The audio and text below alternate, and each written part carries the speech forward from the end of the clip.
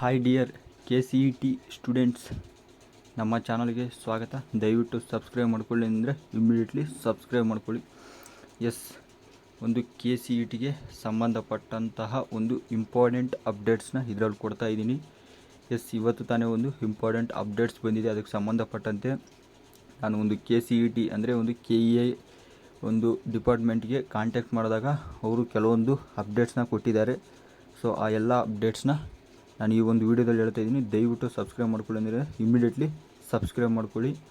ಮತ್ತು ನಿಮ್ಮ ಎಲ್ಲ ಒಂದು KCET ಫ್ರೆಂಡ್ಸ್ಗೂ ಶೇರ್ ಮಾಡಿ, ಯಾಕಂದರೆ ಅವರೆಲ್ಲ ಗೊಂದಲದಲ್ಲಿದ್ದಾರೆ. ಸೊ ಇನ್ನೂ ನಮ್ಮ ಒಂದು KEI ಯಾವ ರೀತಿ ಗೊಂದಲ ಉಂಟು ಮಾಡಿತ್ತು ಅಂತ ನಿಮಗೆಲ್ಲ ಗೊತ್ತೇ ಇದೆ. ಇದರ ಸಂಬಂಧ ಈ ಒಂದು KEI ಡೈರೆಕ್ಟರ್ ಆಗಿರುವಂತಹ ರಮ್ಯಾ ಮೇಡಮ್ ಅವರು ಏನು ಹೇಳಿದ್ದಾರೆ ಇದಕ್ಕೆ, ಅದೇ ರೀತಿ ಒಂದು KEI ಏನು ಹೇಳುತ್ತೆ, ಒಂದು ಎಕ್ಸಾಮ್ ನಡೆಸುತ್ತಾ ಅಥವಾ ಒಂದು ಗ್ರೇಸ್ ಮಾರ್ಕ್ಸ್ ಕೊಡುತ್ತಾ, ಇದರ ಸಂಬಂಧ ಒಂದು ಮಾಹಿತಿನ ಇದರಲ್ಲಿ ತೊಗೊಂಬರ್ತಾ ಇದ್ದೀನಿ. ಸೊ ತುಂಬ ಇಂಪಾರ್ಟೆಂಟು, ಎಲ್ಲೂ ಸ್ಕಿಪ್ ಮಾಡೋಕ್ಕೆ ಹೋಗಬೇಡಿ. ವಾಲ್ಯೂಮ್ನ ಜಾಸ್ತಿ ಇಟ್ಕೊಳ್ಳಿ, ಸ್ವಲ್ಪ ವಾಯ್ಸ್ ಇದು ಪ್ರಾಬ್ಲಮ್ ಇದೆ ಮೊಬೈಲ್ದು. ಸೊ ನೀವು ಸ್ವಲ್ಪ ಜಾಸ್ತಿ ಇಟ್ಕೊಂಡು ನೋಡಿ.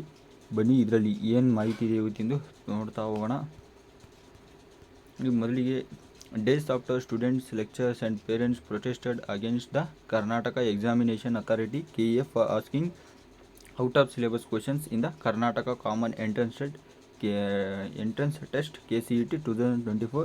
The state government on Monday formed subject-wise committees to examine the issues. So ಗೊತ್ತೇ ಇದೆ, ಈ ಒಂದು 18-19ಕ್ಕೆ ನಡೆದ ಒಂದು ಎಕ್ಸಾಮ್ನಲ್ಲಿ ಎಷ್ಟು ಒಂದು ಗೊಂದಲಗಳು ಉಂಟಾಗಿತ್ತು. ಅದು ಎಷ್ಟು ಔಟ್ ಆಫ್ ಸಿಲೆಬಸ್ಸು, ಕಮ್ಮಿ ಅಂದರೆ ಒಂದು 50 ಔಟ್ ಆಫ್ 50 ಕ್ವೆಶನ್ಸು ಒಂದು ಡಿಲೀಟೆಡ್ ಪೋರ್ಷನ್ಸಿಂದನೇ ಬಂದಿರೋದು. ಸೊ ಅವರು ಯಾವ ಥರ ಮಾಡಿದ್ದಾರೆ, ಅದು ಏನು ಕಥೆನೋ ಏನೋ ಗೊತ್ತಿಲ್ಲ. ಸೊ ಔಟ್ ಆಫ್ 50 ಕ್ವೆಶನ್ಸ್ ಒಂದು ಡಿಲೀಟೆಡ್ ಪೋರ್ಷನ್ಸಿಂದನೇ ಕ್ವೆಶನ್ಸ್ ಬಂದಿರೋದು. So the government also announced the KEI is allowing students to raise their objections to the questions until April 27. ನೋಡಿ, ಇನ್ನೊಂದು ಕರೆಕ್ಟಾಗಿ ನೆನ್ಪಿಟ್ಕೊಳ್ಳಿ. ಈ ಒಂದು ಅಂದರೆ ಇವತ್ತು 25, ನಾಳೆ ಬಿಟ್ಟು ನಾಡಿದ್ದು. ಸೊ ಅಲ್ಲಿಗೆ ನೀವು ಒಂದು ಕ್ವೆಶನ್ಸ್ನ ಅಬ್ಜೆಕ್ಷನ್ಸ್ ಸಲ್ಲಿಸ್ಬೋದು ಒಂದು KEI ಅವ್ರಿಗೆ.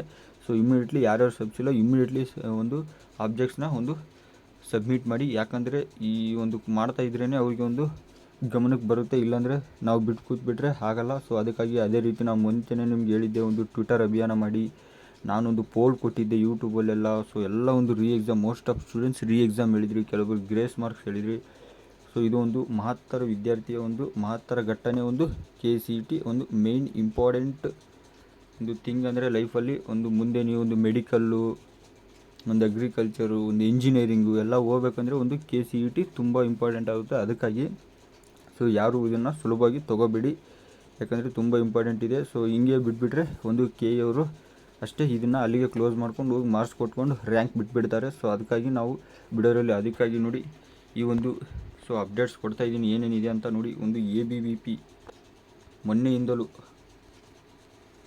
ABVP ಅಂದರೆ ಒಂದು ಅಖಿಲ ಭಾರತೀಯ ವಿದ್ಯಾರ್ಥಿ ಪರಿಷತ್ ಅವರು ಮೊನ್ನೆಯಿಂದಲೂ ಒಂದು KEI ಒಂದು ಅಫಿಷಿಯಲ್ ಇರುವಂಥ ಒಂದು KEI ಡಿಪಾರ್ಟ್ಮೆಂಟ್ ಮುಂದೆನೇ ಒಂದು ಸ್ಟ್ರೈಕ್ಗೆ ಕುಂತಿದ್ದಾರೆ. ಅಂದರೆ ಈ ಮಲ್ಲೇಶ್ವರಂನ 18ನೇ ಅಡ್ರೆಸ್ಸಲ್ಲಿರುವ ಒಂದು KEI ಡಿಪಾರ್ಟ್ಮೆಂಟ್ ಮುಂದೆ ಸ್ಟ್ರೈಕ್ ಮಾಡ್ತಾ ಇದ್ದಾರೆ. ಎಷ್ಟೋ ಜನ ಹೋರಾಡ್ತಾ ಇದ್ದಾರೆ ಇದಕ್ಕಾಗಿ. ಸೊ ಹಲವಾರು ಧ್ವನಿ ಎತ್ತಿದ್ದಾರೆ. ಸೊ ಈ ಧ್ವನಿ ಎತ್ತಿದ ಸಲುವಾಗಿ ಇದು ಮೊನ್ನೆ ಅಂದರೆ ಒಂದು 23ಕ್ಕೆ ಒಂದು ತಜ್ಞರ ಸಮಿತಿ ರಚನೆಯಾಗಿದೆ. ಸೊ ದಯವಿಟ್ಟು ಕರೆಕ್ಟಾಗಿ ಕೇಳಿಸ್ಕೊಳ್ಳಿ.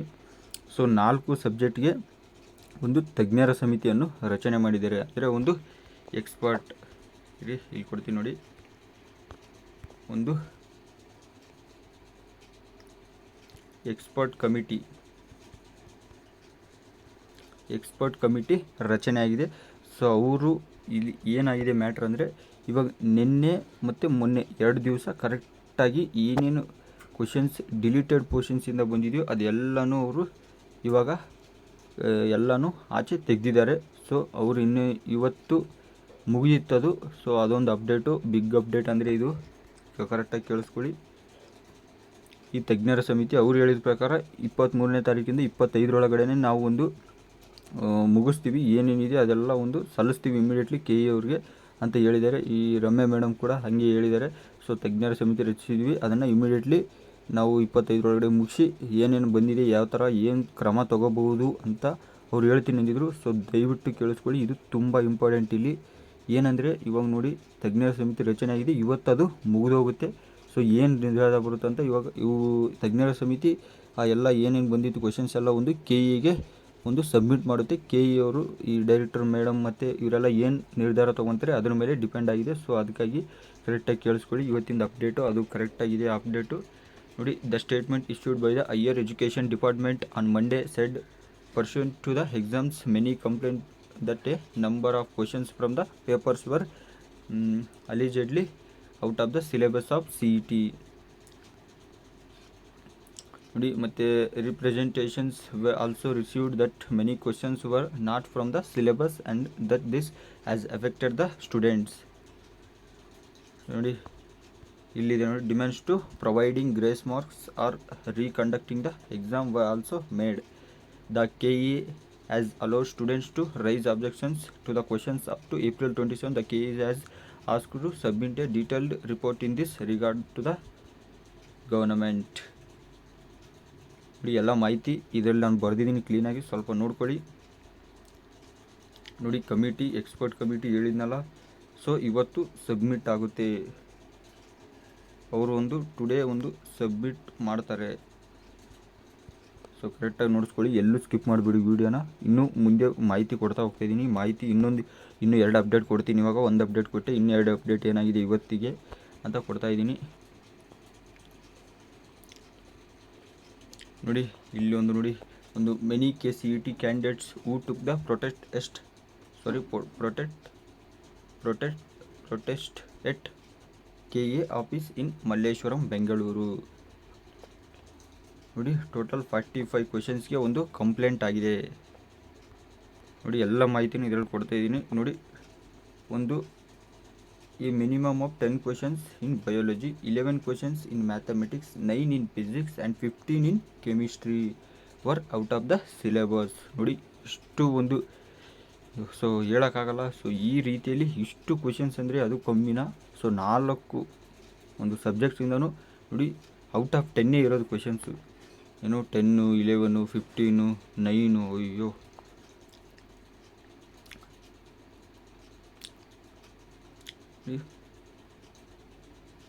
ನೋಡಿ ಈ ಒಂದು ನರೇಂದರ್ ನಾಯಕ್ ಅನ್ನೋರೊಂದು ಸೆಕ್ರೆಟರಿ ಆಫ್ ಕರ್ನಾಟಕ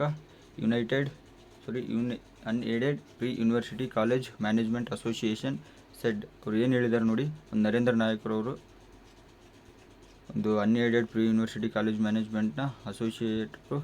ಸೊ ಅವ್ರು ಏನು ಹೇಳಿದರೆ, I believe this is not due to lack of coordination but gross negligence on the part of KA, such as professional authority should have taken care of such lapses effectively. Initially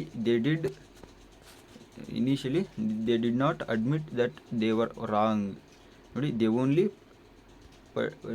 only partly admitted their mistake when students and parents protested in large numbers. ನೋಡಿ ಇಲ್ಲಿ ಇವ್ರು ಏನು ಹೇಳೋರಂದರೆ, students ಯಾವಾಗ ಒಂದು strike ಈ ಥರ ಎಲ್ಲ ಮಾಡೋಕ್ಕೆ ಬಂದು ಅವಾಗ ಮಾತ್ರ ಅವರು ಎಚ್ಚೆತ್ಕೊಂಡಿದ್ದಾರೆ, ಇಲ್ಲಾಂದರೆ ಅವ್ರು ಇನ್ನೇನು ಮಾಡ್ತಾ ಇರಲಿಲ್ಲ.